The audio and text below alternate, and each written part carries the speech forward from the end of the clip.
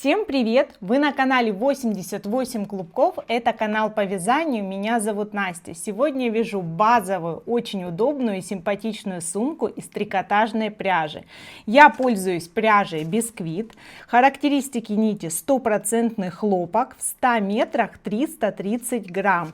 Мой цвет очень яркий и красивый, оттенок курага.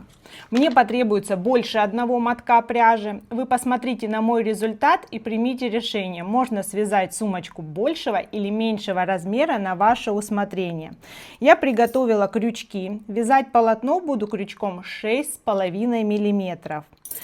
Сантиметровая лента и ножницы потребуются в дополнение к работе. На каждом этапе озвучиваю количество рядов, количество петель и размеры моего изделия в сантиметрах.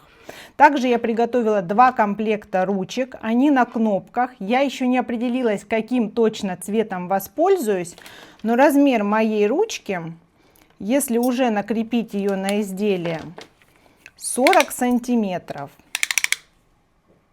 Видеоролик подойдет как для новичка, так и для опытной рукодельницы. Все подробно рассказываю и показываю. Подписывайтесь на мой канал, все необходимые ссылки остаются для вас в описании под этим роликом. Приступим к работе. Для того, чтобы трикотажная нить ровно и аккуратно поступала в полотно, не перекручивалась, подматываю клубок на опоре на необходимую длину нити и отставляю в сторону. Далее беру нить с небольшим запасом, у меня это около 1,5 метров. Этот запас потребуется для соединения рядов. Набрасываю нить на крючок, так что запас нити перед работой, а нить от клубка за работой. Подхватываю нить от клубка и формирую первую петлю. Мне нужна цепочка из воздушных петель. Набор петель на этом этапе будет отвечать за размеры сумочки в том числе. Мне потребуется 7 воздушных петель. При вязании контролирую подачу нити на пальце левой руки. Она должна быть все время скруткой, швом нити вверх. Тогда в полотно вязания она будет поступать лицевой стороной. На данном этапе я зафиксировала запас нити, пока он нам не потребуется. Набрала 7 воздушных петель. Первую точку я пропускаю. Таким образом у меня остается 6 точек для провязывания. Переворачиваю косичку из воздушных петель. Крючок буду вставлять в заднюю перемычку. Еще раз внимательно. Первую точку пропускаю. Эта петля уходит на петлю подъема. Вставляю крючок в заднюю перемычку и провязываю столбик без накида. Обращаю ваше внимание, лицевая гладь нити оказывается на лицевой части изделия. Слежу за подачей нити и провязываю 6 столбиков до конца ряда.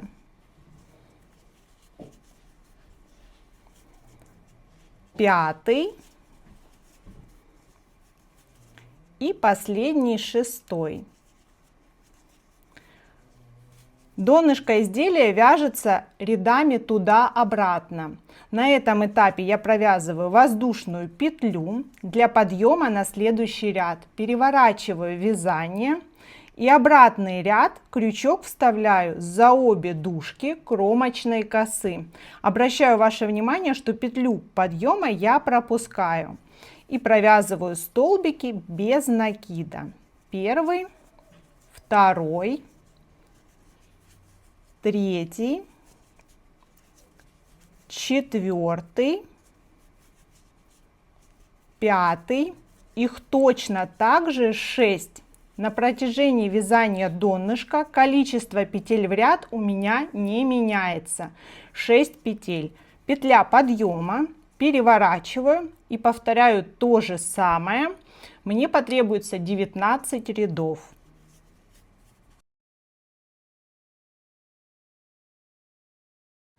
У меня провязано 19 рядов, размеры донышка 24 сантиметра на 7 сантиметров по короткой стороне. Итак, в последней точке 19 ряда у меня провязан столбик. Сюда я добавляю еще 2 столбика, то есть на повороте получится 3 столбика. И далее буду вставлять крючок напротив каждого ряда один раз и провязывать столбик без накида. Контролирую подачу нити и по одному столбику напротив каждого ряда вставляю достаточно глубоко, чтобы было крепко, изделие будет плотным и прекрасно будет держать форму. Сейчас двигаюсь к этому углу. Здесь в угловой точке я точно так же в одну точку провязываю 3 столбика. Первый, второй и третий. Под эти столбики прячется узелок начала вязания, и эту нить для соединения рядов я сейчас ввязываю в ряд обвязки, для того, чтобы привести ее в эту точку. Нить идет по ходу ряда, и продолжаю в каждую точку по этой стороне за обе дужки кромочной косы вставлять крючок и провязывать столбик без накида. В этой точке точно так же провязываю 3 столбика в одну точку и двигаюсь в начало ряда. У меня остается последняя точка ряда, в нее мне нужно провязать 2 столбика, так как третий столбик начинал этот ряд обвязки. Вот он. Я вставляю крючок в эту точку, первый столбик, снова туда же, второй столбик, но провязываю его не до конца. Завершить столбик мне нужно будет запасом нити, но при этом рабочую нить мне нужно перевести на эту сторону. То есть я ее фиксирую сюда и завершаю ряд с помощью запаса нити, вытягиваю его полностью. Здесь фиксирую рабочую нить и увожу запас в первую кромочную косу наизнанку. Вот так это выглядит. Теперь возвращаю в исходную точку, чтобы закольцевать соединение.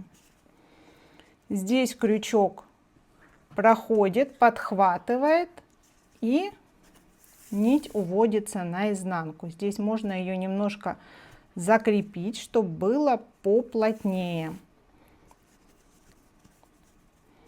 Подтягиваю рабочую нить. Вот так вот аккуратно все смотрится. Теперь переворачиваю вязание. Это будет изнаночная часть изделия. И с помощью рабочей нити, которую уже отправила на противоположную сторону, вставляю крючок за обе дужки и провязываю столбик без накида. Нить для соединения рядов остается в стороне. Я продолжаю вязать обратный ряд столбиками без накида в обратном направлении. Во втором ряду стенок я не делаю добавлений. У меня сейчас 54 петли в круг. Они будут сохраняться на протяжении вязания всех стенок изделия. Ряд за рядом 54 петли и 54 столбика. Ни добавлений, ни убавлений я не делаю. У меня остается последняя точка второго ряда. Здесь нить соединения под кромочными петлями я уведу наизнанку. Пусть она будет с этой стороны. И с помощью рабочей нити я формирую последний столбик. Вот она, последняя точка. Вытягиваю столбик, не провязываю его рабочей нитью. Рабочую нить перекидываю на эту сторону. А с помощью запаса нити делаю соединение. Вытягиваю, и вот она, первая кромочная коса, не перепутать с высотой столбика. Увожу нить сюда, хорошенько притягиваю первый и последний столбик друг к другу и возвращаю нить в исходную точку. Она остается снова здесь на изнанке. Здесь уже точно определилось, что это внутренняя часть моего изделия. Каждый раз нить соединения оставляю на изнанке. Внутри сумочки стенки повернутся вверх, вот таким образом, и этот запас нити пусть находится здесь. Я переворачиваю вязание. Рабочая нить у меня уже с изнаночной стороны. Вставляю крючок за обе дужки кромочной косы и провязываю первый столбик третьего ряда. Двигаюсь в обратном направлении. Напоминаю, у меня 54 столбика в каждом ряду. Соединяю ряды по аналогии. С помощью этого запаса навязываю глубину изделия. Сейчас у меня завершается 13-й ряд по стенкам от донышка. На данном этапе глубина моей сумочки до дна 15 сантиметров. Этого еще недостаточно, поэтому я ввожу новую нить. У меня здесь последний столбик ряда. Завершаю его с помощью запаса нити.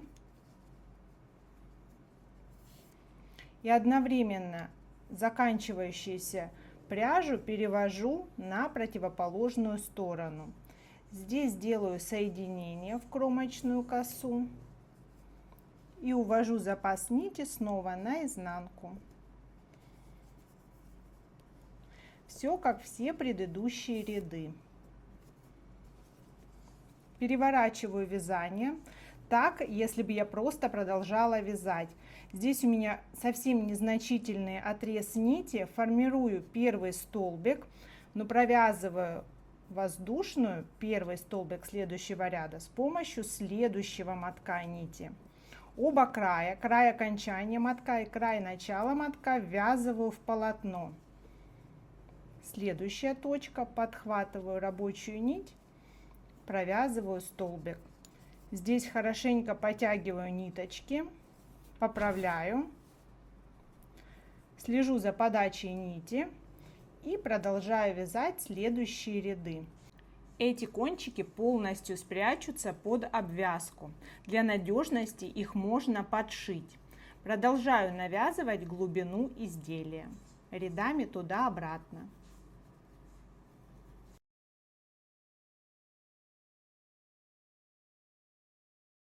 Сейчас я вяжу 20 ряд по стенкам. Итоговая глубина изделия на данном этапе 26 сантиметров. Это последний ряд. Ширина изделия 30 сантиметров. И здесь сейчас я уже вставила маркеры в точки, куда у меня будут крепиться ручки. Между маркерами 11 петель. 1, 2, 3, 4, 5, 6, 7, 8, 9, 10, 11. Соответственно, с одной и с другой стороны одинаково. Напоминаю, у меня 54 петли в круг. Четное количество, легко разбить. Смотрите по вашему изделию, возможно, у вас другой материал или размер. В сантиметрах между точками для крепления у меня 13 сантиметров. Продолжаю вязать и, доходя до маркера, здесь эту точку не провязываю, а провязываю воздушную поверху, пропускаю маркированную точку и столбик без накида по узору. Получается небольшое окошко, в него и закрепится ручка. Так вяжу сейчас последний ряд до конца, делая окошки для ручек. У меня остается пряжи от второго мотка. При желании можно связать ручки из полотна этой же пряжей. Какие бы ручки вы ни выбрали, это изделие легко будет стираться в стиральной машине, либо отстегивая фурнитуру, либо стирать с теми ручками, которые вы свяжете из пряжи. Очень удобно и практично. Я уже подхожу ко второй маркированной точке. И здесь то же самое, просто пропускаю ее провязывание, предварительно сделав воздушную петлю в этом месте. На этом этапе уже можно померить ручку. Удаляю маркер. 1, 2,